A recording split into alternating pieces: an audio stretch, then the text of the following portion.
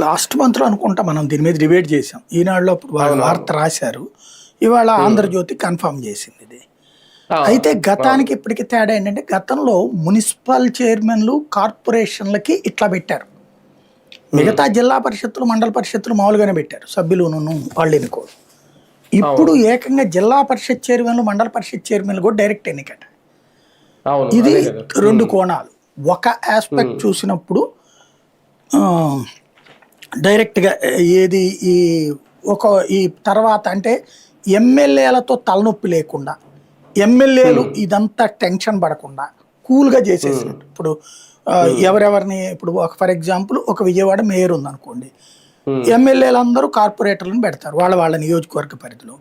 వాళ్ళల్లో అవును. గెలిచిన తర్వాత నా ఏరియా వాడు మేయర్ కావాలి, నా ఏరియా వాడు మేయర్ కావాలి, నా మనిషి మేయర్ కావాలని గొడవ పడతారు. వీళ్ళందరూ హ్మ్. లోకేష్ మీద, చంద్రబాబు మీద ఒత్తిడి, ఈ మళ్ళీ పెద్ద హ్మ్. తతంగం ఇదంతా. హ్మ్. పల్లా శ్రీనివాస్ మీద ఒత్తిడి తెస్తారా, ఇన్ఛార్జి మీద ఒత్తిడి తెస్తారా ఇట్లాగా. ఇదంతా ఓ హ్మ్. పెద్ద తతంగం.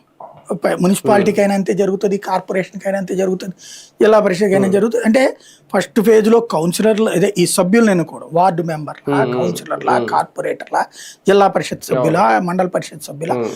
దానికి హ్మ్. ఒకసారి మావాడు, మావాడు, మావాడు అనేది ఒకటి నడుస్తది. అవును. అవును. గెలుపులైపోయాక మళ్ళీ మావాడు మేయర్ అవ్వాలి, మావాడు చైర్మన్ అవ్వాలని ఈ గోలలు నడుస్తాయి. కనుక ఉంటది ఇక ఖచ్చితంగా. ఇది హ్మ్. దాదాపుగా ఒక 4, 5 నెలల పాటు ఇదొక యుద్ధం. ఇంకా మిగతా పనులు హ్మ్. ఏం చేసుకోవడానికి ఉండదు. ఇదే పని నడుస్తది. ఉండదు. అవును. అధిష్టానానికి మళ్ళీ వీళ్ళల్లో అలకలు, ఆగ్రహాలు, కొట్టుకోవడాలు, తిట్టుకోవడాలు.